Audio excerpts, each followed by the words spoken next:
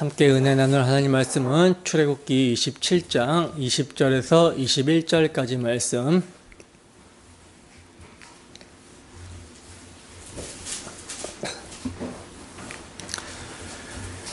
다 찾으셨으면 한 목소리로 합독하도록 하겠습니다. 시작. 너는 또 이스라엘 자손에게 명령하여 감람으로 짠 순수한 기름을 등불을 위하여 내게로 가져오게 하고 끊이지 않게 등불을 켜되 아론과 그의 아들들로 회막 안 증거계 앞 휘장 밖에서 저녁부터 아침까지 항상 여호와 앞에 그 등불을 보살피게 하라. 이는 이스라엘 자손이 대대로 지킬 규례이니라. 아멘. 번제단과 결부된 등불, 번제단과 결부된 등불이라는 제목으로 하나님 말씀 증거하도록 하겠습니다. 오늘 말씀은 등불에 대한 내용이죠. 기름을 가지고 와서 등불을 켜라. 그리고 그 등불이 꺼지지 않도록 보살펴라, 관리하라.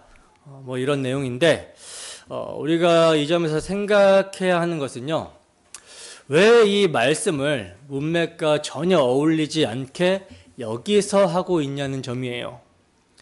여러분, 등불이 어디 있죠? 어디 있습니까? 성막 뜰에 있습니까, 등불이? 아니죠. 성소에 있었잖아요.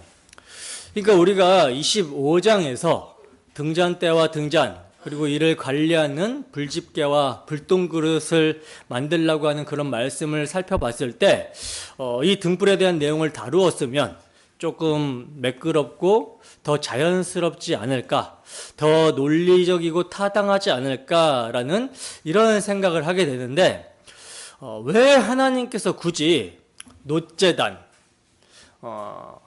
성막뜰을 말씀하시는 문맥에서, 놋제단과 성막뜰을 말씀하시는 문맥에서 등불에 대한 내용을 말씀하시고 있는 걸까? 당연히 하나님께서는 의도가 있으시겠죠. 그죠? 그러므로 성막뜰을 우리가 번제단과 결부하여 살펴봤듯이 문맥을 따라서 등불에 대한 말씀도, 오늘 본문 말씀도 번제단과 결부하여 살펴보도록 할 거고요. 그리고 등불은 기름으로 유지가 된다라고 하는데, 기름 또한 무엇을 의미하고 증거하고 있는지 자세히 살펴보도록 하겠습니다. 바라건대 이 시간 지혜와 계시의 영이신 성령께서 말씀을 상고하는 우리 모두에게 충만하게 역사하여 주셔서 본문의 말씀이 우리 주 예수 그리스도와 그분의 일하심, 십자가 사역으로 바르게 조명되기를 소원합니다. 본문 20절 다시 한번 읽어보겠습니다. 시작. 너는 또 이스라엘 자손에게 명령하여 감람으로 짠 순수한 기름을 등불을 위하여 내게로 가져오게 하고 끊이지 않게 등불을 켜되. 아멘. 자, 보시면 이스라엘 자손들에게 등불을 위하여 기름을 가지고 오게 하라고 지금 말씀하고 있어요. 등불을 위하여 기름을 가지고 오라. 이것은 불을 켜기 위함이죠. 빛을 밝히기 위함이에요. 우리가 25장에서 등잔대에 대해서 살펴봤었고, 또 등불에 대해서도 언급해서 말씀을 드렸었는데, 기억이 나십니까? 등잔대, 쉽게 말해서 촛대라고 하는데, 이 등잔대의 구속사적인 의미가 뭐라고 말씀을 드렸죠? 등잔대가 누구를 의미한다라고 말씀을 드렸습니까? 1차적으로는 예수 그리스도를 의미하죠. 금촛대로서 빛을 발하시는 분, 빛을 비추시는 분, 빛 되시는 예수 그리스도. 세상의 빛은요, 예수 그리스도밖에 없어요. 하늘에 있는 태양을 만드신 분이 예수 그리스도시며, 그 태양을 만들어서 빛을 비추시게 하신 것은 예수님만이 참빛이라는 것을 설명하기 위한 것이죠. 그러니까 모조품을 만들어서 달아 놓으신 것이 우리가 보고 있는 태양이라는 거예요. 태양뿐만 아니죠. 모든 피조세계, 보이는 것과 보이지 않는 것들이 예수 그리스도로 말미암아 창조가 되었고 그를 위하여 그의 영광을 나타내기 위해서 창조가 되었어요. 그러므로 모든 것들을 통해서 모든 피조 세계를 통해서 하나님께서는 누구의 영광을 나타내시며 누구의 영광을 가리키고 있는 것입니까? 예수 그리스도의 영광을 나타내시며 예수 그리스도의 영광을 가리키고 있는 것이죠. 그러니까 일반 계시를 통해서도 하나님은 예수 그리스도의 영광을 나타내시고요. 또 특별 계시인 하나님의 말씀, 성경을 통해서도 모든 성경이 나에 대해서 증거한다라고 하신 예수 그리스도를 가리키고 증거하고 계신다는 거예요. 따라서 하나님께서는 등잔 때 촛대를 만들라고 하시면서도 그 촛대에서 비추어지는 빛, 등불을 통해서도 참 빛이신 그리스도를 증거하고 있는 것입니다. 그리고 이 빛 되시는 예수 그리스도를 요한 사도는 요한복음에서 뭐라고 말씀하고 있죠? 뭐라고 말씀합니까? 빛 되시는 예수 그리스도, 그분을 뭐라고 말씀하죠? 말씀이다 라고 말씀하죠. 말씀. 그러니까 말씀이 빛이다. 그리고 그 말씀을 하나님의 법이라고도 하고 율법이라고 그러죠. 율법. 율법은 크게 구약 성경 전체를 율법이라고 그러고 또 좁게는 모세오경, 더 좁게는 이스라엘 백성들이 시내산에서 언약을 받을 때 그 주어지는 법, 이걸 율법이라고 하고 그 율법을 더 압축하고 축소하면 이제 십계명이라고 할 수 있죠. 근데 이 율법이 하나님의 말씀이며 이 말씀은 예수 그리스도시고 이 예수 그리스도는 뭐다? 빛이시다, 생명이다 라고 성경은 증거하고 있어요. 그래서 시편 기자는 이렇게 노래합니다. 시편 119편 105절 말씀 볼까요? 시편 119편 105절 말씀. 시편 119편 105절 말씀. 함께 읽어보겠습니다. 시작. 주의 말씀은 내 발의 등이요 내 길의 빛이니이다. 아멘. 자, 보세요. 주의 말씀은 내 발의 뭐다? 등이요 내 길의 빛이다. 이렇게 시편 기자는 노래를 하고 있는데, 말씀이신 예수 그리스도께서 우리의 발의 등이시며 우리가 가는 길에 빛이 되신다라는 거예요. 잠언에서도 좀 보겠습니다. 잠언 6장 23절 말씀. 잠언 6장 23절 말씀. 잠언 6장 23절 말씀. 함께 읽습니다. 시작. 대저 명령은 등불이요 법은 빛이요 훈계의 책망은 곧 생명의 길이라. 아멘. 자, 보세요. 대저 명령은 뭐다? 등불이다 라고 하는데, 여러분 이 명령이 누구의 명령입니까? 하나님의 명령이죠. 즉 주의 말씀이 명령입니다. 주의 말씀이 등불이다. 그러니까 우리는 앞이 보이지 않는데 무엇으로 걸어가는 거예요? 주의 명령, 주님이 말씀하시면 걸어가는 거예요. 왜? 말씀하신 대로 그 말씀하신 거기에만 등불이 비춰서 비추어지니까, 보이니까 주님이 말씀하지 않으면 뭐 해야 돼요? 멈춰 서야 돼요. 왜? 등불이 없으니까. 주님이 말씀하시면, 다시 말해서 등불이 비춰지면 우리는 걷는 거고, 말씀하지 않으시면, 등불이 비춰주지 않으면 멈춰서는 것이 성도의 모습이라는 거죠. 그게 성도의 삶의 모습이라는 겁니다. 자, 그리고 법은 뭐라고 합니까? 법은 빛이다라고 그러죠. 이 법이 뭘까요? 율법이죠, 율법. 주의 법. 우리가 주의 법, 율법에 비추어 볼 때 뭘 깨닫게 되죠? 만물보다 심히 부패한 것이 우리의 마음이다라는 것을 보게 되죠. 얼마나 죄인이며 부패하고 타락했는지를 보게 됩니다. 그러니까 다른 것으로는 우리의 더러운 모습이 보이지가 않아요. 왜? 빛이신 하나님을 떠난 인생들은 어둠에 속하여 모든 것이 어둠이기 때문에 그 어둠, 흑암에 때가 묻어 있어요. 그때 묻은 우리의 모습이 빛이 없으면 보여지지가 않는데 그 빛이 뭐다? 율법이라고 말씀합니다. 그러니까 율법을 통해서 우리가 얼마나 타락한 존재인지가 드러나게 된다는 거죠. 자, 그리고 훈계의 책망은 곧 생명의 길이다 라고 말씀을 하고 있어요. 훈계의 책망은 생명의 길이다. 여러분, 왜 훈계의 책망이 생명의 길입니까? 하나님의 말씀으로 우리에게 빛을 비춰 주셔서 이것이 더러운 것이다 라고 우리를 책망하시면 우리가 무엇을 하게 되죠? 회개라는 것을 하게 되죠. 내가 절망할 수밖에 없는 죄로 인한 비참한 존재이며 죄의 삭신 사망의 심판을 받을 수밖에 없는 그런 존재였구나라는 것을 말씀과 책망을 통해서 알게 됩니다. 그래서 자신이 주인된 삶, 자신을 힘삼고 살아가는 삶에서 돌이켜서 하나님의 긍휼, 하나님의 자비하심, 하나님의 사랑을 의지하여 하나님이 마련해 주신 의, 하나님이 약속해 주신 메시아 언약을 믿음으로 붙드는 자들, 이렇게 돌이킨 자들은 훈계와 책망을 받고 생명의 길로 걸어간다라고 하는 거예요. 예수를 의지하여 살아간다라고 하는 것입니다.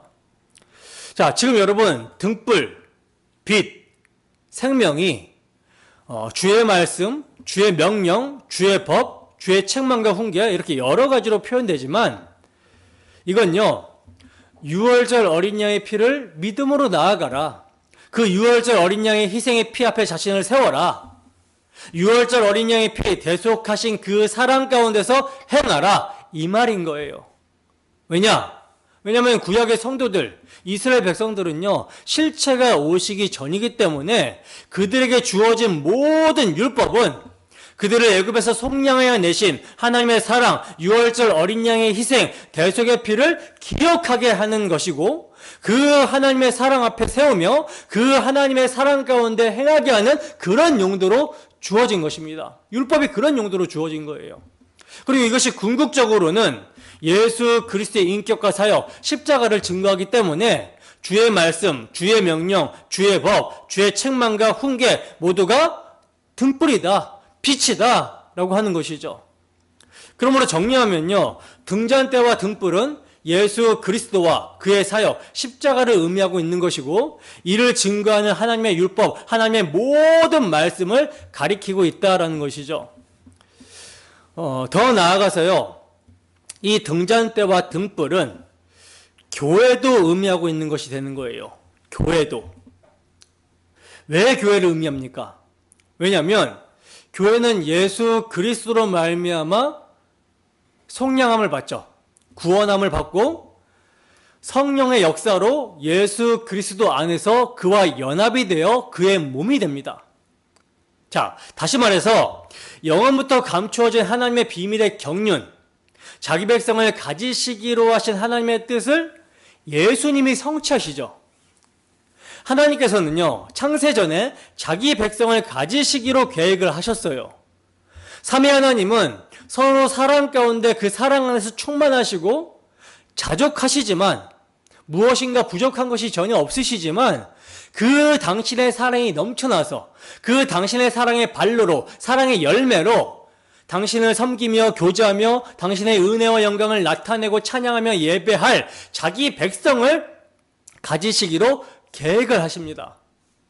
마치 부부가 사랑 안에서 교제하는 가운데 우리가 우리를 꼭 닮은 우리의 사랑의 열매, 자식을 갖자라고 하는 것처럼 하나님께서 당신의 사랑의 발로로, 삼위 하나님께서 당신의 사랑의 발로로, 당신의 사랑의 열매로 당신과 꼭 닮은 당신의 형상대로 자기 백성을 가지시기로 계획을 하셨다는 거예요. 자, 그런데 하나님은 그 자기 백성이 당신의 형상대로 창조가 된 자유인격을 가진 피조물이기 때문에 이들이 그 자유인격을 오용해서 하나님 섬기기를 거부하고 사랑하기를 거부하고 배신할 것을, 범죄하여 반역할 것을 아셨어요. 그러나 이때 이렇게 자기 백성이 반역할 때에 이들을 다 쓸어 진멸해 버리시고 다른 피조물을 만드시기로 한 것이 아니라 이들이 범죄하였을 때 삼위 하나님의 제2위격이신 아들 성자 하나님이 사람의 모습으로 오셔서, 그러니까 아버지께서는 아들을 자기 백성의 모양으로 보내어 그들의 죄값을 희생의 죽음을 통해 갚게 하심으로 영원히 자기 백성 삼게 하시기로 계획을 하신 거예요. 이걸 구속경륜이라고 하죠. 구속경륜. 그리고 이 구속경륜을 적용해 주시기 위해서 제3위격이신 성령 하나님을 보내주시기로 정하십니다. 그래서 이제 하나님의 때가 찬 경륜 가운데 성자 하나님이 사람의 몸을 입고 오셔서 자기 백성의 죄짐을 짊어지시고 십자가에서 대속의 피를 흘리심으로 하나님의 창조 경륜을 다 이루셨어요. 구속 경륜을 통해 창조 경륜을 다 이루셨습니다. 그리고 이제 뭘 보내주세요? 약속하신 성령을 택하신 자들에게 부어주시는 거예요. 그러자 어떤 일이 일어나게 됩니까? 범죄하여 허물가지로 죽은 택하신 백성들이 살아나게 되고 예수 그리스도의 십자가 대속의 피를 믿음으로 죄사함과 의롭다함을 얻어 정결하고 깨끗하게 된 백성들 가운데 성령이 내주하게 되는, 성령이 그 안에 사시게 되는, 그들의 성자를 삼게 되는 그런 역사가 일어나게 되죠. 바로 그 내주하신 성령이 택하신 백성을 예수 그리스도와 연합하게 하시는 거예요. 그래서 예수님과 연합하게 되니까 참 빛이신 예수 그리스도 안에 그분에게 속하게 됩니다. 그러니까 소속이 예수님의 소속이 되어버리는 거예요. 그래서 우리도 뭐가 되냐면 그리스도 안에서 빛이 되어버린다는 거죠. 우리 주님께서는, 예수님께서는 너희는 세상의 빛이다라고 말씀을 하셨어요. 너희는 세상의 빛이다. 그러니까 그리스도인들은, 예수 믿는 자들은 걸어다니면서 무엇을 나타내는 자들이에요? 그리스도라는 빛을 나타내는 자들이라는 거예요. 이 말은 다른 말로 우리가 살아가면서 사람들은 우리의 모습을 통해서 하나님의 말씀을 보게 된다라는 것입니다. 주의 말씀을 하나로 요약하면 뭐예요? 사랑이죠. 이 사랑을 예수님이 십자가로 이루셨어요. 십자가 대속의 사랑입니다. 따라서 그리스도와 연합이 되어 그리스도 안에 소속된 교회, 여러분들을 통해서 사람들은요, 세상에 발견할 수 없는 주의 십자가 사랑을 발견하게 된다는 거죠. 이 주의 십자가 사랑을 나타내는 것이 하나님의 말씀을 나타내는 것이고 빛이신 예수 그리스도를 나타내는 것입니다. 그래서 예수님이 뭐라고 말씀하십니까? 새 계명을 주노니 너희가 서로 사랑하라. 내가 너희를 사랑한 것 같이 너희도 서로 사랑하라. 너희가 서로 사랑하면 이어서 모든 사람들이 너희가 내 제자인 줄 알리라. 교회의 표지는 뭐예요? 교회가 교회됨을 나타내는 것은 뭡니까?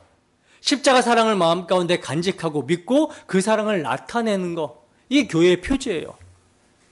그러므로 등잔대와 등불은 예수 그리스도와 1차적으로는 예수 그리스도에게 적용되고, 그리고 예수 그리스도를 믿음으로 예수 그리스도와 연합이 된 교회, 그의 몸된 교회를 상징하고 있는 것입니다. 자, 바로 이 등불을 꺼지지 않도록 하기 위해서 계속 공급해야 되는 것이 있는데 그게 뭐예요? 기름이죠, 기름. 다른 말로 교회가 그리스도의 말씀, 즉 십자가 대속의 사랑을 나타내는 성화의 모습, 온전한 그리스도의 모형으로, 그리스도의 편지로, 그리스도의 향기로 걸어가면서 빛을 비추는, 등불을 비추는 그런 성도들로 유지시키려면 무엇이 필요하다? 기름이 필요하다라는 거예요. 기름이 필요하다. 자, 그러면 성도가 빛을 비추는 등불에 공급이 되어야 하는 기름이 무엇인가? 지금 등불빛은 그리스도라고 했고, 그리스도와 연합이 되어서 그에게 속한 그리스도 안에 있는 교회라고 했습니다. 그러면 이 빛이신 그리스도를 밝히는 기름, 교회가 세상에 빛이신 그리스도를 나타내고 드러내도록 공급하게 하는 기름, 이 기름이 뭐냐? 바로 우리 안에 거하시는 성령입니다. 성령이 기름이에요. 자, 그런데 단지 이 기름을 성령으로만 국한시킨다면 너무나 편협한 해석이 될 수가 있어요. 빛이신 예수 그리스도와 그의 십자가 사역을 비추기 위해 공급돼야 되는 게 성령이 맞는데, 조금 더 역동적으로 해석을 한다면 성령의 역사로 말미암아 성도가 갖게 되는 믿음이라고도 할 수 있고요, 또 성령으로부터 주어지는 은혜라고도 할 수 있습니다. 그러니까 큰 틀에서 우리가 기름을 성령이라고도 하고요, 이 성령으로 주어지는 은혜나 그 은혜로 발생되는 믿음 또한 기름이라고 할 수 있다라는 거예요. 자, 그러면 이제 이 기름이 떨어졌다라는 것은 우리에게 믿음이 떨어졌다, 은혜가 떨어졌다, 성령의 역사가 줄어들고 있다, 이렇게 볼 수가 있겠죠. 그죠? 성경에서는요, 성령을 소멸치 말라라고 말씀합니다. 성령을 소멸치 말라. 제가 자주 말씀드리지만 성령이 소멸될 수 있습니까? 없습니까? 실제적으로는 성령의 불이 붙었는데 성령이 꺼질 수가 있나요? 그럴 수 없다라는 거예요. 그렇다면 이 성령을 소멸치 말라라는 말씀은 무엇을 표현하는 겁니까? 성령이 역사하시는데도 우리의 마음의 완악함과 고집스러움이 성령을 계속 거부하는 그런 악함을 말하는 거예요. 성령은 우리 안에서 계속해서 말씀을 하시는데, 그리스도를 증거하시고 그리스도의 영광을, 그 사랑을 나타내시고자 하시는데, 완악한 마음으로 고집스럽게 성령의 말씀을 듣지 않는 그 상태가 바로 성령을 소멸하는 상태, 성령의 말씀을 도무지 순종하지 않는 그런 상태가 성령을 소멸하는 모습이라는 거예요. 자, 이렇게 우리는 기름이 무엇을 의미하는지에 대해서 알았어요. 이 기름은 성령의 역사고 은혜이며 또 은혜로 발생되는 믿음이다라고 볼 수가 있다라고 그랬죠. 자, 그러면 이 성령의 역사, 은혜, 믿음은 어떻게 우리에게 찾아와서 공급이 될까요? 갑자기 그냥 어느 순간에 찾아오게 되는 것입니까? 무슨 근거가 있어야 되는 거잖아요. 자, 생각해 보세요. 세상 모든 사람들은 죄입니다. 믿는 성도인 우리들도 우리의 처음 자리 시작은 죄인으로 시작을 하게 되죠. 우리가 허물과 죄로 죽어 있었잖아요, 예수 믿기 전에는. 자, 그러면 이 죄가 있는 자들에게 성령이 함께 할 수 있습니까? 죄가 있는데, 우리 안에 죄가 있는데, 우리가 죄인인데 성령이 함께 할 수 있어요? 그럴 수 없다라는 거죠. 이 죄가 해결되지 않으면 거룩하신 영, 성령은 우리와 함께 할 수가 없습니다. 그러므로 죄를 해결하는 사건이 먼저 있어야 돼요. 그 사건을 누가? 예수 그리스도께서 행하십니다. 그러면 이러한 기름 부으심의 대명사인 성령을 예수 그리스도께서 어떻게, 무엇을 근거로 죄인인 우리에게 임하게 하실 수 있는지, 이 점을 좀 보도록 하겠습니다. 마태복음 26장 36절에서 39절 말씀입니다. 마태복음 26장 36절에서 39절 말씀.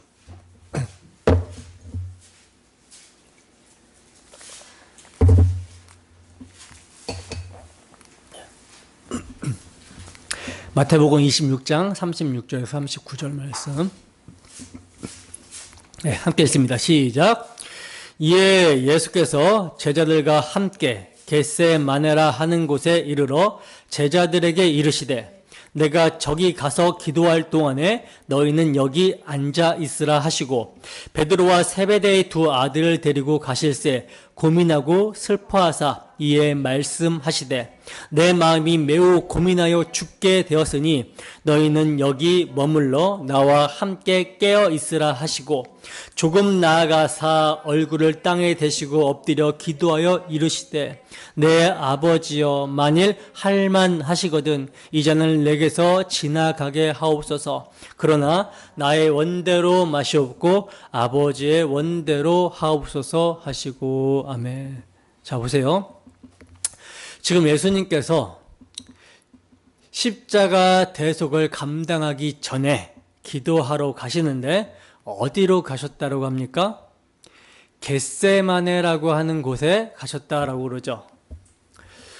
겟세마네는요, 감람산 서쪽 자락에 있는 동산의 이름인데, 예수님이 십자가 지시기 직전에 베드로와 세베대의 두 아들 야고보와 요한을 데리고 기도하시기 위해서 이곳으로 올라가셨어요. 여러분, 감람산 하면 뭐가 떠오릅니까? 기름이 떠오르죠. 기름. 어떤 기름? 감람유. 오늘 본문에 감람유가 나오잖아요. 이 감람유가요, 여러분들이 잘 아시는 올리브유입니다. 올리브유. 올리브 기름이에요. 감람산은 올리브 기름과 관련이 되어 있습니다. 오늘 본문에서도 감람으로 짠 순수한 기름을 등불을 위하여 가지고 오라, 이렇게 말씀하고 있죠.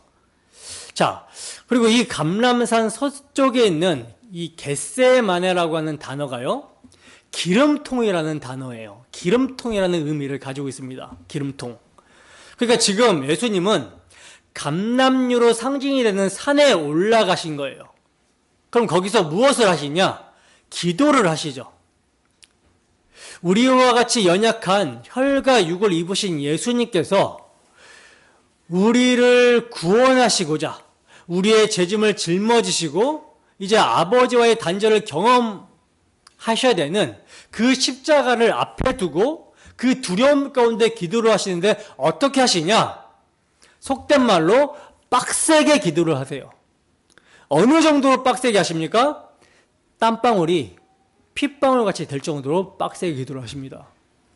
누가복음 22장 39절에서 44절 말씀입니다. 누가복음 22장 39절에서 44절 말씀.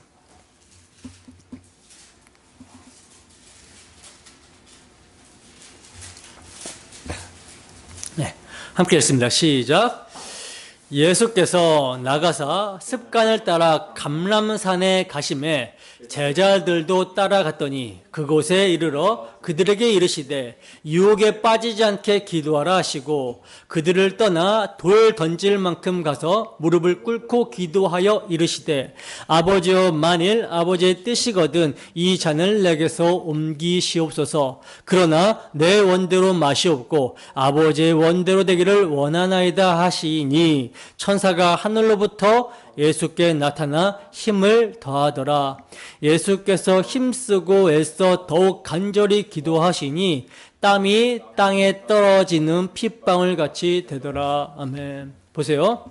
지금 예수님께서 감람산 서쪽에 있는 겟세마네 동산에서 지금 기도를 하시는데 천사가 하늘로부터 예수님에게 나타나 힘을 더할 정도로 그렇게 강력하게 간절하게 기도를 하셨다라고 그러죠. 이 기도가 엄청 소리 지르면서 기도하셨는지 아니면 조용히 하시면서도 막 간절하게 하셨는지 모르지만 제가 볼 때는 소리를 지르면서 간절히 하신 것 같아요. 그러니 돌 던질 정도의 거리에서도 제자들이 예수님이 무슨 기도를 하셨는지를 듣고 성경을 기록할 수 있었던 것이죠. 아무튼 예수께서 그렇게 힘쓰시고 예를 써서 더욱 간절히 기도하시니 땀이 땅에 떨어지는 핏방울 같이 되었다라고 말씀합니다. 어디에서 기도하세요? 겟세마네, 감람산 겟세마네. 그러니까 기름이 있는 산 위에 기름 틀에서 예수님은 자기의 진액을 다 짜내시면서 을개지시면서 땀이 핏방울이 되도록 쥐어짜시는 예수님의 모습을 우리는 보게 되죠. 그리고 이러한 짜내시는 모습은, 그러니까 으개지는 모습은 십자가에서 더욱더 극대화됩니다. 거기서는 어떻게 됩니까? 예수님이 손과 발에 못 박히시고 옆구리가 창에 찔려서 물과 피를 다 쏟으시고 그리고 엘리 엘리 라막 사막다니 나의 하나님 어찌 나를 버리시나이까 라고 하는 하나님께는 버림을 받는 그런 상태까지 되어버리는 거예요. 완전히 으개지는, 완전히 기름이 짜지는 그 모습을 통해서 그 기름이 여러분 어디로 흘러가게 됩니까? 십자가에서 죽으시고 부활 승천하셔서 보내시는 주의 성령이 그리스도의 생명으로 교회 가운데 임하여 흘러 들어오게 되죠. 그래서 성령이 임하기 전에는 로마 군인들과 종교 지도자들에게 붙잡혀서 박해를 받고 십자가 형벌을 받으신 예수를 보면서 막 덜덜덜 떨고 문을 닫아놓고 우리 이제 어떡하냐고 무서워서 기어 들어가 있었던 사도들이 십자가로 으개진 주님이 성령의 기름을 부어주시자 어떻게 됩니까? 주의 성령이 부어지니 예수께서 행하신 그 모습대로 담대하게 주의 십자가 복음을 전파하는 자리로 나아가게 됩니다. 이게 교회의 모습이라는 거예요. 그러니까 교회는 기름 부으심, 성령이 임하지 않고는 교회라고 할 수 있다 없다? 없다라는 것입니다. 건물로 지어놓고 간판을 장로고 간판을 달아놓고 성경을 가르친다라고 하더라도 주의 성령이 임하지 않고서는요, 하나님이 어떻게 보시냐면 넌 내 백성 아니야, 넌 내 아들의 몸이 아니야, 이렇게 보신다라는 겁니다. 너무나 중요한 거예요. 교회가요, 성령이 임하여 십자가를 모르면, 십자가에 못 박히신 예수가 누구신지, 왜 그가 십자가에 못 박혀 죽으실 수밖에 없으셨는지 이거를 모르면 주의 몸이 아니라는 것입니다. 왜냐? 주의 성령이 임했다라고 하는 증거는 십자가에 못 박히신 예수를 주와 그리스도로 믿는 것이고 그 믿음을 고백하는 것이며 그 십자가 대속의 복음을 증거하는 사명을 받은 것, 이것이 증거이기 때문입니다. 그래서 교회는 함께 모여서 뭘 고백해요? 우리가 믿는 바 내용을 고백하며 그리스도의 몸에 연합된 한몸됨을 확인하며 주님 다시 오실 때까지 그의 죽으심을 전파하는 거, 이게 교회예요. 이게 이제 예수 그리스도께서 생명이며 그분이 빛이시라는 것을 성령께서 가르쳐 주시기 때문에 세상의 모든 것은 어둠이고 오직 주님만 생명이고 빛이라는 것을 가르쳐 주시기 때문에 교회가 십자가를 잃어버린다? 십자가를 여러분 잃어버리잖아요. 개인적으로는 성령을 소멸하여 믿음에서 파산한 것이 되는 것이고요, 공동체적으로는요, 성령이 없는 집단, 사교 집단으로 전락해버리는 거예요. 세상에 속한 공동체가 되어버리는 것입니다. 그러나 여러분, 예수님은 물과 피를 쏟으시면서 주의 기름 부음, 성령을 우리에게 부어주셨어요. 그래서 성령의 임하심을 기름 부으심이라고 성경이 표현하고 있는 것입니다. 구약 성경에서 기름 부음은 누구만 받습니까? 메시아 역할을 하는 사람들이 받죠. 왕, 선지자, 제사장. 메시아 역할을 하는 사람들이 받습니다. 이것은 다 삼직을 겸하실 예수 그리스도, 메시아로 오실, 여지의 후손으로 오실 예수 그리스도를 상징하고 있는 거예요. 근데 이제 교회에게 성령이 임했다라는 거예요. 기름 부음이 임했다라는 것은 교회가 이제 그리스도와 연합되어 그리스도의 사명을 감당하게 되었다. 교회가 이제 그리스도와 연합되어 왕이신 사명, 제사장이신 사명, 선지자의 사명을 감당하게 되었다. 구원자의 사명을 감당하게 되었다. 예수 그리스도의 복음을 전하게 하는, 화목하게 하는 직분을 받게 되었다, 이 말인 거예요. 그래서 교회가 이 사명을 잘 감당하려면 등불의 빛을 잘 비추고 있어야 되는 것이죠. 20절 하반부에 보시면 뭐라고 말씀합니까? 이 빛을 끊이지 않게 하라. 끊이지 않게 등불을 켜라고 합니다. 끊이지 않게 등불을 켜라. 끊이지 않게 등불을 켠다. 여러분, 등불이 꺼지는 것은 언제 꺼져요? 등불이 꺼지는 것은 언제 꺼집니까? 기름이 공급이 안 되고 기름이 다 되면 등불이 꺼지게 되겠죠. 그렇다면 끊이지 않게 등불을 켜라, 이 말은 뭐예요? 기름이 있는지 수시로 점검하고 기름을 공급해 줘라, 이 말이죠. 왜 기름이 있는지 수시로 살펴서 끊이지 않게 해야 하냐면, 아까도 말씀드렸지만 기름이 공급이 되지 않으면, 그래서 등불이 켜지지 않으면 그것은 교회라고 할 수 없다라는 거예요. 교회가 아니라는 것입니다. 여러분, 등불이 어디를 비추고 있었습니까? 등불이 어디를 비추고 있어요? 성소 안에를 비추고 있었잖아요. 성수의 모습이 얼마나 아름답고 영광스러운지 우리가 배웠었죠. 성수의 위를 바라보면 뭐가 보여요? 하늘이 보이죠. 하나님이 계신 하늘을 상징하는 여러 가지 수놓은 색깔의 아름다운 천들이 막 보여지고, 천사들이 막 날아다니는 그 아름다운 그것들이 보여지고, 성소가 또 온통 뭘로 돼 있어요? 금으로 도배가 돼 있잖아요. 이 누구의 영광스러움입니까? 그리스도의 영광스러움이죠. 이것은 성막 밖에 있는 사람들은 절대로 볼 수가 없는데, 성막 안에서 그 성소 안에 들어온 자들은 무엇을 통해 여러분 이 영광을 보게 돼요? 등불을 통해서 보게 됩니다. 등불을 통해서. 그러니까 기름이 떨어지면 이 영광스러운 그리스도의 영광, 이 아름다움을 아무도 볼 수 없게 된다라는 거예요. 그래서 등불이 꺼지면 된다, 안 된다? 안 된다라는 거죠. 교회에서 이 등불이 꺼지면, 이 기름이 다 돼버리면 예수를 못 봅니다. 그리고 이 예수를 보지 못하면 교회가 타락하게 돼요. 예수를 닮지 못하게 되는 것이죠. 예수를 봐야, 계속 봐야지 닮아가잖아요. 그죠? 근데 기름이 공급이 되지 않아. 성령의 조명하심이 사라지는 거죠. 왜? 복음의 말씀에 유념하지 않고 복음에 합당하게 사는 것이 무엇인지 알면서도 계속 나는 연약해서 그래. 나는 연약해서 그래. 이 연약함을 합리화해서 성령이 막 그 안에서 탄식하시는데도 아주 완악하게 고집을 부리니까 기름이 공급이 되지 않고 불이 꺼져 버리는 거예요. 자, 그러면 이렇게 불이 꺼져 버리면 우리 안에, 내 안에 예수가 안 보이게 되겠죠. 예수가 안 보이게 되면, 예수 그리스도의 영광이 안 보이게 되면 뭐가 보일까요? 성소에 불이 꺼졌어요. 뭐가 보여요? 아무것도 안 보여요. 캄캄한 흑암만 보여요. 깜깜해요. 이 말은 다른 말로 세상만 온통 내 눈에 들어오게 됩니다.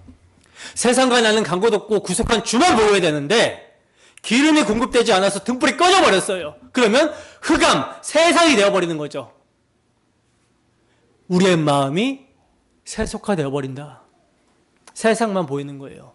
죽은 자의 모습인 것이죠. 그래서 여러분, 꺼지면 안 돼요. 기름 부으심, 성령 충만이 계속적으로 있어야지만 성도가 지속적으로 빛 가운데 거하며 빛을 보게 됩니다. 그 아름다운 성소의 영광, 그리스도의 찬란한 영광을 보게 된다는 거예요. 여러분들이 예수님이 얼마나 영광스럽고 아름다우신 분이고 천국에 그분만 있으면 그게 바로 천국이다, 이렇게 고백될 수 있어야 되는데 이것이 희미해진다라는 거죠. 그리고 이것이 여러분 희미해지잖아요. 그럼 뭐에 문제가 있는 거예요? 등불이 점점 꺼져가고 있는 거예요. 등불이 꺼지는 이유가 뭡니까? 등불은 주의 말씀이라고 했잖아요. 죄인 중에 괴수를 구원하시기 위해 십자가의 대속의 피를 흘리신 예수 그리스도를 증거하는 말씀. 근데 이게 점점 왜 꺼집니까? 기름 부으심이 점점 사라지니까. 이 기름은 뭐라고 했어요? 성령 또는 은혜와 믿음이라고 했죠. 믿음이 점점 약해지는 거예요. 그러니까 기름 부으심이 없으면, 이 공급이 계속해서 안 되면 우리 인생은 캄캄해집니다. 그리고 이렇게 캄캄해진 사람들이 여러분 누굴 전도하겠습니까? 전도한다면 맹인이 맹인을 인도하는 것이 되죠. 그렇게 되면 어디로 가게 돼요? 맹인이 맹인을 인도하면 어디로 가게 됩니까? 자명하죠. 이거는 넘어지게 되거나 아니면 전봇대나 엉뚱한 담벼락 같은 데 부딪히게 되죠. 근데 부딪혔는데도 보여요, 안 보여요? 보질 못해요, 맹인이니까. 따라서 기름 부으심이 없어지면 비참합니다. 우리가 전도를 할 때나 말씀을 볼 때나 누구를 사랑할 때도 기름 부으심으로, 즉 하나님의 사랑, 그리스도의 사랑이 성령으로 우리 가운데 역사해야지만이 참된 사랑과 전도가 되는 것이지, 그렇지 않고 그냥 사랑해보겠다? 자기 부인 해보겠다? 전도 안 하면 그리스도인이 아니라고 하니까 억지로 해봐야겠다? 이게 뭐가 돼요? 종교활동, 종교행위가 되는 것입니다. 그러면서 자기는 자기 부인 했대요. 억지로 마지못해 하면서 자기 부인했대요. 이건요, 복음이 복음되지 않는 거, 기름이 공급되지 않아서 등불이 꺼진 모습입니다. 예수가 보이지 않으니 세상과 자기만 보이고, 이게 등불이 꺼진 것이고, 이게 빛이 보이지 않는 자들의 모습이라는 거죠. 패배자의 삶을 살아가는 거예요. 이 등불에 대해서, 이 등불빛이 얼마나 중요한지 이 등불에 대해서 우리 주님은 이렇게 말씀하십니다. 마태복음 6장 22절에서 24절 말씀입니다. 마태복음 6장 22절에서 24절 말씀.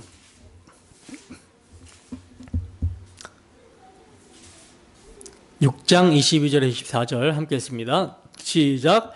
눈은 몸의 등불이니 그러므로 내 눈이 성하면 온몸이 밝을 것이요 눈이 나쁘면 온몸이 어두울 것이니 그러므로 내게 있는 빛이 어두우면 그 어둠이 얼마나 더하겠느냐.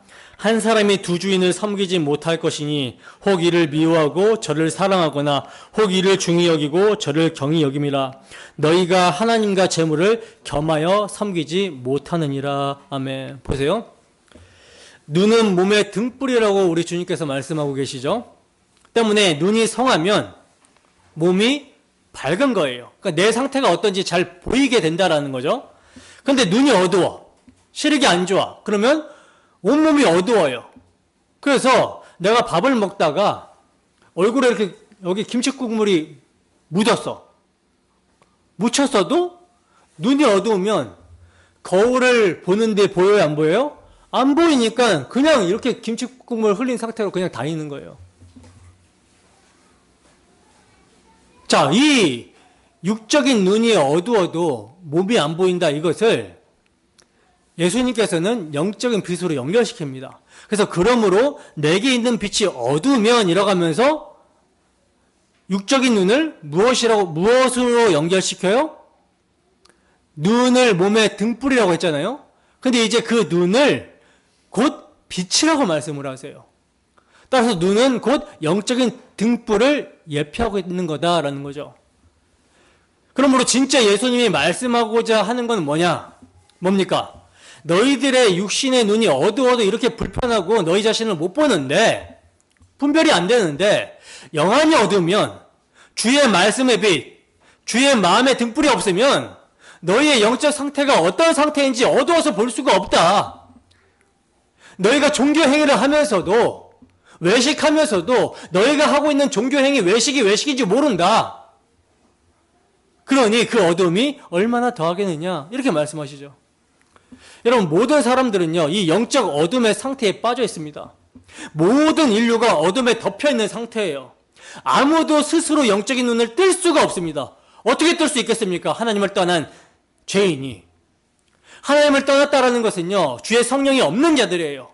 그래서 모든 인간은 하나님과 분리돼서 이렇게 태어나잖아요. 그죠? 그러면 눈이 어두워서 몸을 못 보는 것처럼 영적인 눈, 영안이 닫혀 있어서 자신의 죄의 비참함을 보지 못하는 상태로 그렇게 시작을 한다는 것입니다. 그 결과 그런 사람들의 특징, 즉 불신자들의 특징은 어떠한 삶을 살게 되느냐? 어떠한 삶을 살게 될까요? 우리가 읽은 말씀에서 보면 재물을 섬기게 된다라고 그러죠. 하나님이 아니라 뭘 섬긴다? 재물을 섬기게 된다. 왜 그럴까요? 왜 하나님이 아니라 재물을 섬기는 삶을 살게 될까요? 진짜 빛이시고 진짜 생명이신 분은 하나님이라는 것을 우리는 알아요. 지금 성경을 통해서. 그죠? 근데 말씀도 없고 조명하시는 성령도 없는 그런 무지한 인간의 상태, 처음에 타락한 인간의 상태에서는요, 그 하나님이 보여요, 안 보여요? 안 보이죠. 그분이 얼마나 영광스러운 빛이신지 생명이신지 안 보여요. 그러니까 보이진 않는데 뭔가 공허해. 왜냐? 하나님이라는 생명이 자신 안에서 쑥 빠져나가 있으니까 빈 공간이 있는 거죠. 그래서 이걸 채우긴 채워야 되는데 하나님에게서는 떠나 있으니까 하나님을 대체할 것들을 찾는 거예요. 그래서 뭘 찾을까, 뭘 찾을까 하다가 세상 사람들이 다 추구하는 거, 사람들이 다 좋아하면 그게 괜찮은 거지 라고 보는 거죠. 사람들이 뭘 좋아합니까? 돈을 좋아합니다. 돈. 재물을 좋아해요. 그게 힘이라고 이 세상은 약속을 해놓고 있죠. 누가 그걸 힘으로 만들었습니까? 마귀가 만들었어요. 따라서 마귀의 지배 아래에 있는 모든 사람들이 거기에 동의를 합니다. 돈이 힘이라고, 재물이 힘이라고. 이 돈이 있으면 아프면 치료도 받을 수 있고, 이 돈이 있으면 너가 좋은 것도 먹을 수 있고, 또 좋은 것을 입을 수 있고, 또 좋은 집에서 살 수 있다. 영원히 살지는 못하더라도, 영생은 못 얻더라도 뭔가 비슷하게 흉내는 낼 수 있지 않을까라고 동의를 하는 것이죠. 그래서 돈을 최고의 가치로 두고 하나님이란 생명을 못 보니까 돈이 생명인 척 바라보게 된다는 거예요. 기만하고 있는 거죠. 기만. 사실 돈이 생명이 아니라는 것은요, 곰곰이 생각해보면 다 압니다. 하지만 그 생각을 하려고 해요? 안 하려고 해요? 안 하려고 한다는 거예요. 죽음을 생각 안 하려고 해요. 왜? 그게 아니라면 이들이 도대체 어떻게, 무슨 낙으로 삽니까? 돈 버는 재미, 벌었던 그 돈을 쓰면서 자기를 드러내는 재미로 사는데 그것마저 없으면 사람들이 뭘로 살까요? 그러니까 곰곰이 생각을 안 하는 거예요. 다 돈 버는데 그게 생명이지. 그게 기쁨이지. 돈이 많으면 최고지. 이렇게 생각을 한다라는 거예요. 그래서 사람들은 스스로 빛을 구하려고 뭘 한다? 땅에 보물을 쌓아두는 거죠. 그 땅의 보물은 뭐냐? 재물이다. 그러나 땅에 쌓아두는 것은 성경은 뭐라고 증거합니까? 어리석은 것이다 라고 증거합니다. 왜냐하면 주님 다시 오시는 날 다 불살라 없어지기 때문에.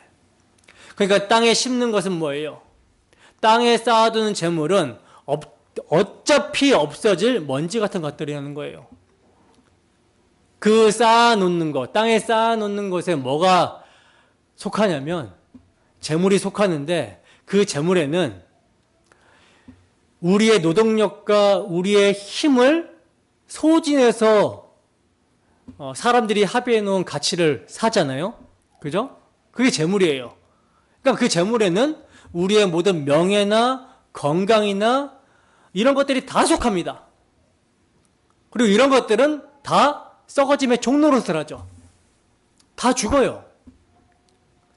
그러면 하늘에 쌓아두는 것은 뭐냐? 하늘에 속한 거. 영광스러운 예수의 생명. 이런 것들은 절대로 사라지지가 않습니다. 그리스도의 아름다움, 영적인 생명들, 이거 없어지지가 않아요. 그러므로 우리 보물을 하늘에 쌓아두라는 것은요, 보물이신 그리스도를 열심히 믿음으로써 그리스도를 상급으로 하늘에 쌓아둬라, 이 얘기고, 땅에 보물을 쌓아둔다라는 것은 세상 사람들이 좋아하는 재물 열심히 쌓아둬라. 하지만 그거 주님 다시 오시면 비가 오고 창수가 나면 다 무너지게 된다. 모래 위에 쌓은 집과 같다. 모래 위에 쌓은 집이 비가 오면 무너지는 것처럼 이것과 같이 없어져 버릴 것들이다. 하지만 하늘에 쌓아둔 것은 뭐라고 비유합니까? 반석 위에 쌓아둔 집이다. 이렇게 말씀하시죠.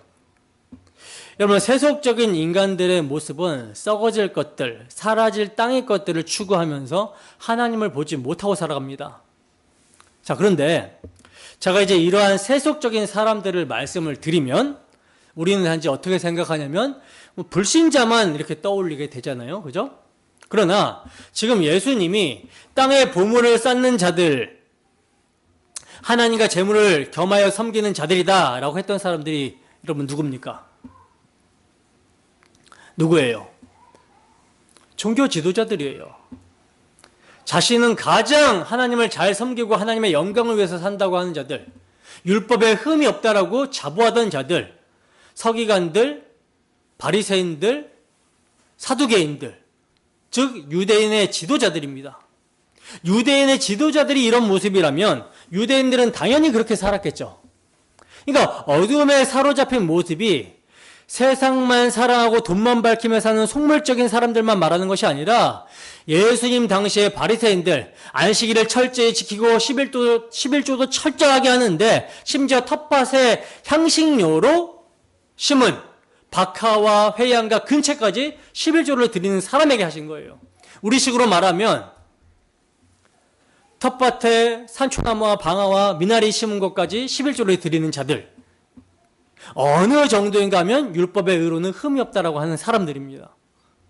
그리고 이들은 이렇게 율법의 조문을 열심히 지키면서 자기들은 스스로 빛이라고 여겨요. 그래서 빛의 아들들로 여겨요. 그리고 율법을 알지 못하고 율법을 지키지 못하는 자들을 어둠에 사로잡혀 있다라고 보았습니다.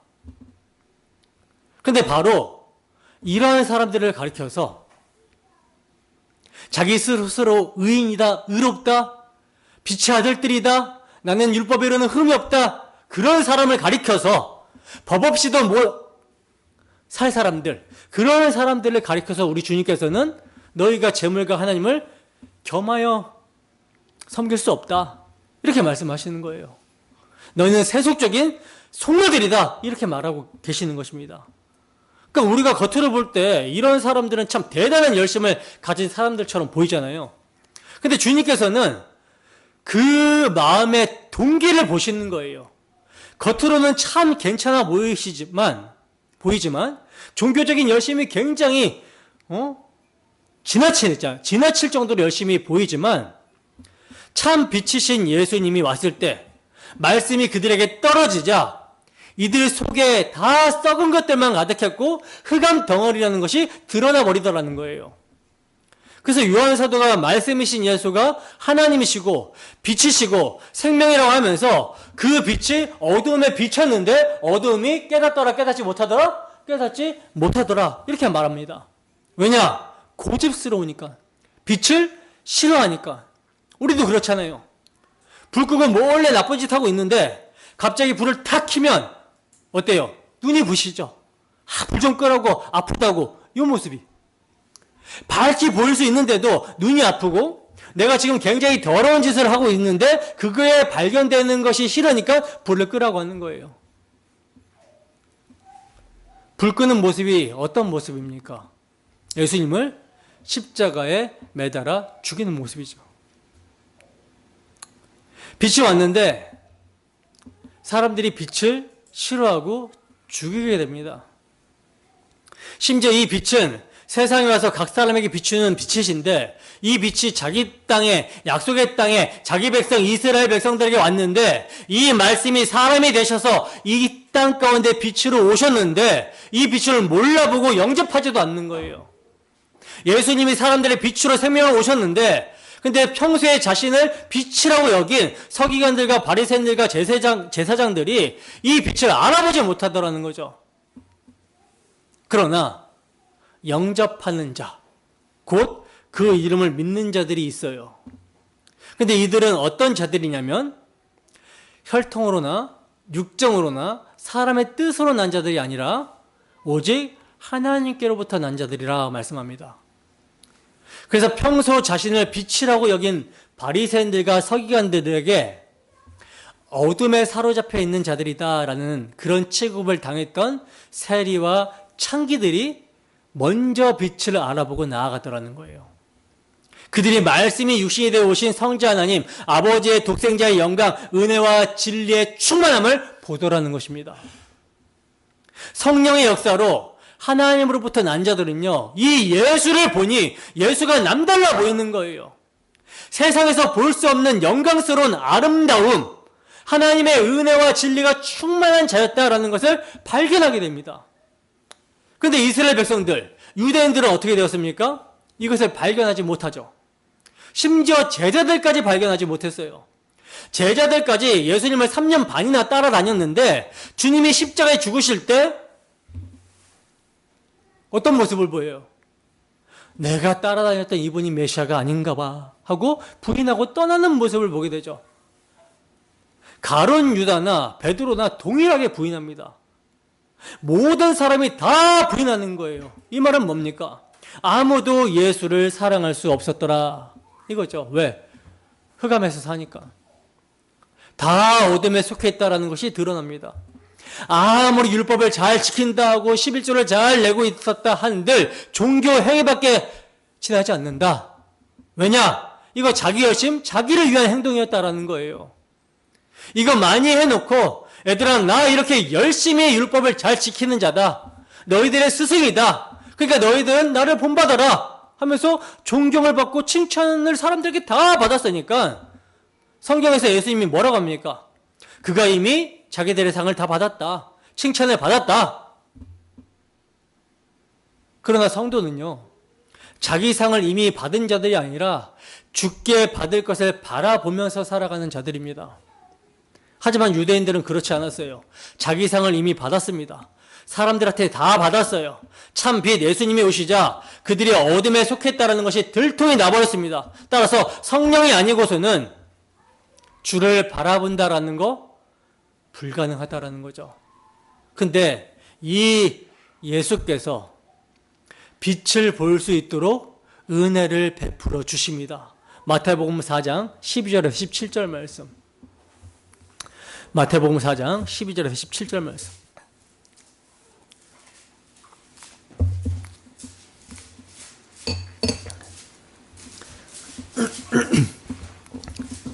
함께 읽습니다. 시작. 예수께서 요한이 잡혔음을 들으시고 갈릴리로 물러가셨다가 나사렛을 떠나 스불론과 납달리 지경 해변에 있는 가버나움에 가서 사시니 이는 선지자 이사야를 통하여 하신 말씀을 이루려 하심이라 일렀으되 스불론 땅과 납달리 땅과 요단강 저편 해변 길과 이방의 갈릴리여 흑암에 앉은 백성이 큰 빛을 보았고 사망의 땅과 그늘에 앉은 자들에게 빛이 어떠다 하였느니라. 아멘. 이 말씀은 지금 예수님께서 이사야 선지자의 말씀을 인용을 하고 있는 거거든요. 예수님이 인용한 게 아니라 마태가 지금 인용을 하고 있는 건데 이 말씀을요 예수님이 그대로 이루시기 위해서 그 지역을 돌아다니십니다. 이 거론되는 이 지역들은 어떤 지역일까요? 흑암에 있는 지역들이에요. 유대인들이 볼 때는. 저 저주받은 지역, 저 흑암의 도시 이렇게 생각했다라는 거죠. 유대인들이. 그러면 유대인들이 생각할 때 어떤 도시가 빛의 도시일까요? 당연히 예루살렘이죠. 예루살렘. 빛의 도시 하면 예루살렘. 그래서 자기들은 그냥 하나님 나라예요. 자기들끼리 그렇게 믿어요. 이 예루살렘에 주님이 임하실 거야. 이렇게 열심히 율법을 지키면서 메시아를 기다리는 우리에게 임하실 거야. 이렇게 생각하면서 구원자를 바라봅니다. 왜? 예루살렘에 여러분 뭐가 있습니까? 성전이 있죠. 율법이 있죠. 제사장들이 있어요. 하나님께서 허락하신 그 약속들이 여기에 싹 담겨 있는 거예요. 그러니까 이곳은 빛이다. 빛의 도시다 라고 했습니다. 하지만 주의 약속의 말씀, 예언의 말씀, 이사야 선지의 말씀은 무엇을 가리키고 있습니까? 그들이 흑암이라고 생각했던 자들이 오히려 빛을 얻었더라 이렇게 말씀하죠. 납달리, 스불론, 갈릴리 즉 이방인의 지역이 큰 빛을 보게 되었다라고 합니다. 근데 예수님이 이것을 이루시기 위해서 그 지역을 돌아다니시는 거예요. 자, 그러면 큰 빛이 누구예요? 예수님이죠. 그들에게 예수님이 비춰지는 거예요.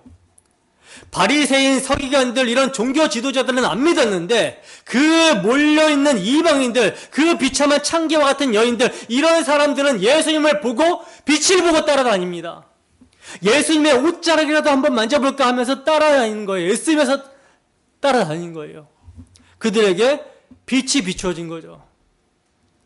자신이 죄인이라고 인정하는 그 가난한 심령 가운데 주의 성령으로 말미암아 예수가 빛이시고 생명이시라는 것을 발견하게 된 것입니다. 반면 예루살렘 그 종교 지도자들에게는 우리 주님께서 뭐라고 외치십니까? 이 뱀들아, 이 독사의 새끼들아 이런 말씀을 하시죠. 왜 이렇게 외치십니까? 뱀이 하는 역할이 뭐예요? 여자의 후손이 오면 그 발뒤꿈치를 상하게 하는 거예요. 근데 그 발뒤꿈치를 누가 상하게 합니까? 유대인들, 로마의 군사들, 로마 정부의 힘 있는 사람들이 다 예수님의 발뒤꿈치, 즉 십자가에 매달아 죽여버리죠. 그래서 예수님이 죽임을 당하시는 거예요. 어둠에 속한 자는 빛을 미워하기 때문에 이로써 십자가가 발생하게 된 것입니다. 그러나 우리 주님은 십자가에서 부활하시고 승천하셔서 성령을 보내주십니다. 이들은 자신들이 예수님을 못 박아 죽여버렸기 때문에 이겼다라고 생각했는데, 그것도 그것이 하나님의 뜻을 행한 것이라고 착각하면서 예수를 죽였는데, 이제 신성모독을 하는 자를 처리해버렸다라고 생각했었는데, 그들의 악행을 선으로 바꾸셔서 하나님은 주의 성령을, 기름을 보내주셨다는 거죠. 놀라운 하나님의 섭리입니다. 그래서 이제 하나님의 택하심을 받은 백성들이 이 성령이 부어짐으로 말미암아 예수 그리스도에 대한 믿음을 갖게 되고 등불이 밝혀진 것처럼 하나님을 알아보기 시작합니다. 하나님이 누구신지, 그분이 무엇을 원하셨는지, 자기를 부인하고 예수 안에 거함으로써 예수님의 마음으로 살게 하시는 것이 하나님의 뜻이라는 것을 그제서야 발견하게 된 거예요. 자신이 열심히 율법을 지키는 것이 진리라고 생각했었는데, 모든 세상이 다 그렇죠. 내가 열심히 하면 진리에 이른다. 이게 모든 종교들의 가르침입니다. 내가 수도에 정진하고 고행하면 진리에 이르게 될 것이다. 해탈하게 될 것이다. 하지만 성령이 임하고 나서는 등불이 밝혀지니까 뭘 알게 됩니까? 진리가 무엇인지 알게 됩니다. 내가 길이요 진리요 생명이라고 하신 이 말씀이, 예수님이 하신 이 말씀이 무엇인지 성령께서 해석해 주시는 거예요. 그전에는 제자들도 몰랐어요. 근데 성령이 임하게 되니까 이제 알게 되더라는 거죠. 그리고 성령이 임하게 되니까 이제 진짜 진리가 무엇인지 알아버리니까 이 진리에 목숨을 걸고 전파하게 되는 거예요. 성령이 충만하여져서 기름 부음이 날마다 넘치는 삶, 등불이 항상 켜져 있는 삶, 그런 삶을 살게 되더라는 것입니다. 그리스도인의 삶은요, 이런 모습으로 전개되는 거예요. 요한일서 2장 27절 말씀입니다. 요한일서 2장 27절 말씀. 함께 했습니다. 시작. 너희는 주께 받은 바 기름 부음이 너희 안에 거하나니 아무도 너희를 가르칠 필요가 없고 오직 그의 기름 부음이 모든 것을 너희에게 가르치며 또 참되고 거짓이 없으니 너희를 가르친 그대로 주 안에 거하라. 아멘. 여러분, 진리에 대해서, 생명에 대해서, 참 가치에 대해서 아무도 너희를 가르칠 필요가 없다. 이건요, 가르칠 자가 세상에 없다라는 것을 말하는 거예요. 아무리 세상에 좋은 교사가 있다 할지라도 말씀에 비추어보면 이들은 어떤 자들입니까? 흑암에 사는 맹인들이라고 성경은 폭로하고 있죠. 그런데 그리스도인들에게는 좋은 교사가 존재한다라고 합니다. 누굽니까? 성령이라는 거예요. 그래서 성령의 기름 부음이 있는 자들은 이제 가르침을 받을 필요가 없고 성령께서 가르쳐 주신 대로 말씀이 사도들이 전한 복음으로 해석이 되어지고 또 그들이 주 안에 거하게 되면 이 말씀이 십자가 사랑으로 역사하여 그 십자가 사랑, 빛을 나타내도록 잡아 끈다라는 거예요. 빛의 삶을 살도록 하게 하신다라는 거죠. 자, 그러면 예수 믿는 자들, 교회, 그리스도인이 어떻게 살게 되는지를 봅시다. 에베소서 5장 8절에서 14절 말씀입니다. 에베소서 5장 8절에서 14절 말씀. 자, 함께 했습니다. 시작.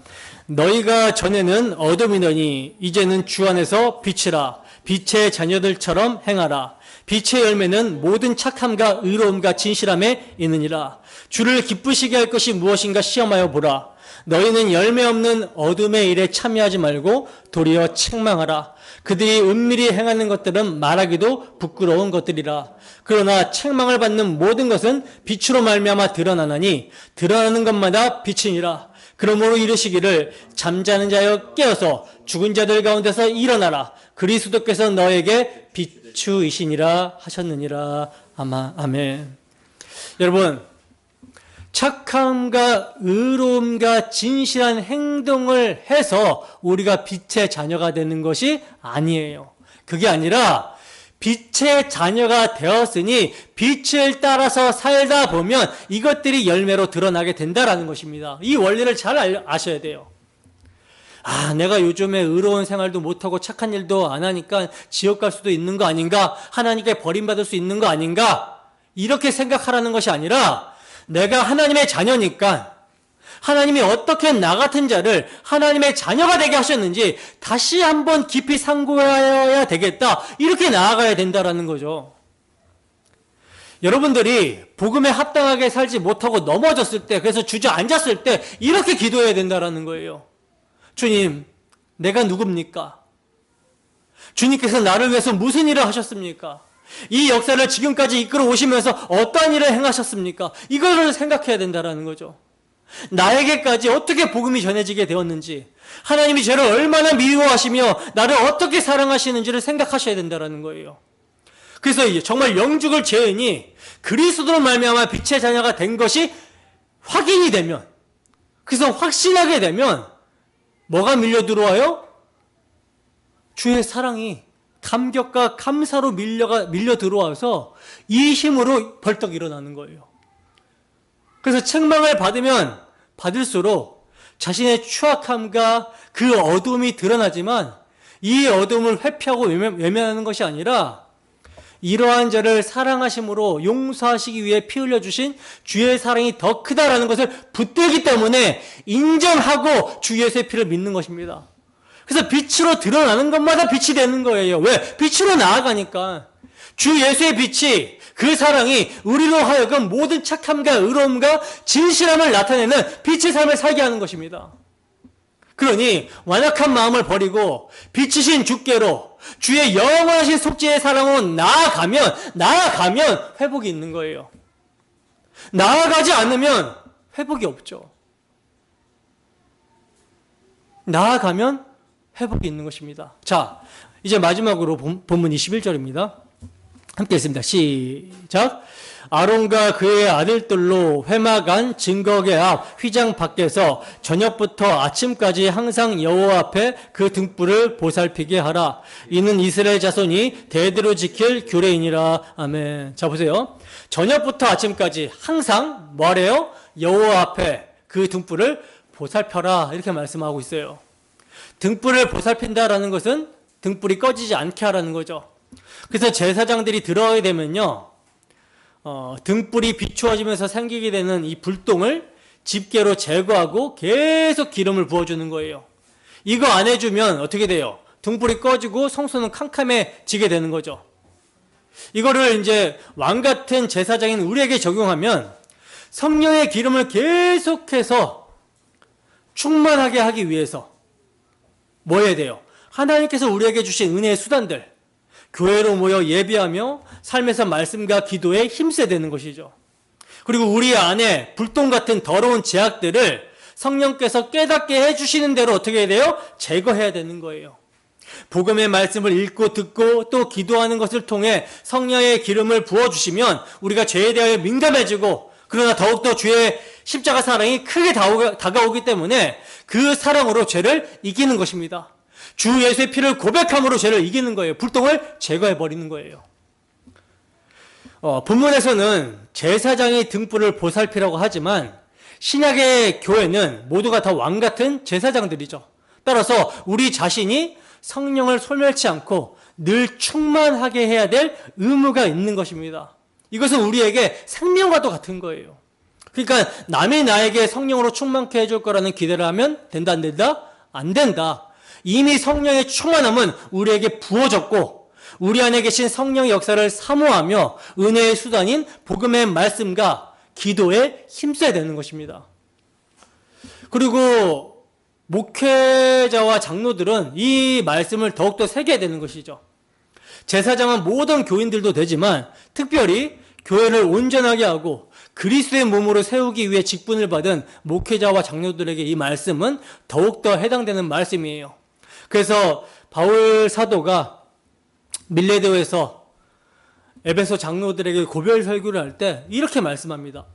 여러분은 자기를 위하여 또는 온 양떼를 위하여 삼가라. 성경이 그들 가운데 여러분을 감독자로 삼고 하나님이 자기 피로 사신 교회를 보살피게 하셨느니라 이렇게 말씀하고 있어요. 이렇게 여러분 목회자를 포함하여 모든 그리스도인들은요 자신과 교회의 등불 위에 불똥이 앉지 못하도록 보살펴야 되는 의무가 있어요. 이것은 십자가를 바라보며 또 바라보게 하는 것입니다. 이렇게 우리의 등불이 꺼지지 않도록 해야지만이 너희는 세상의 빛이라고 하신 그 주님께서 우리에게 주신 사명을 감당할 수가 있게 되는 거죠. 여러분, 나 같은 죄인이 어떻게 세상의 빛이라고 불려질 수 있게 되었습니까? 성막 뜰에 위치한 번제단, 우리 주 예수 그리스도의 십자가 대속의 복음 때문에 그렇게 될 수 있었던 것이죠. 그래서 등불에 대한 내용이 성소와 관련해서 나오는 것이 아니라 번제단과 성막뜰과 관련해서 나오고 있는 것입니다. 때문에 우리가 반드시 명심해야 되는 것은요, 우리의 신앙은 반드시 주의 뜰에 머물게 하신 우리 주 예수 그리스도의 십자가를 단단히 붙들고 있을 때 꺼지지 않을 수 있다는 것을 명심해야 되는 것이며, 이것이 바로 하나님의 백성 이스라엘인 우리 교회가 대대로 지켜야 될 규례인 것입니다. 그러므로 슬기로운 다섯 처녀처럼 등불을 준비할 때 기름까지 준비하여 신랑을 기다린 것과 같이 우리 또한 성령의 기름을 늘 공급하여 우리 안에 등불, 빛이신 우리 주 예수 그리스도의 십자가 사랑을 나타내고 증거하는 사명을 잘 감당하는 가운데 우리 주님의 다시 오심을 기다리며 영광 중에 우리 주님을 맞이하는 우리 모두가 되기를 주님의 이름으로 축원합니다. 기도하겠습니다.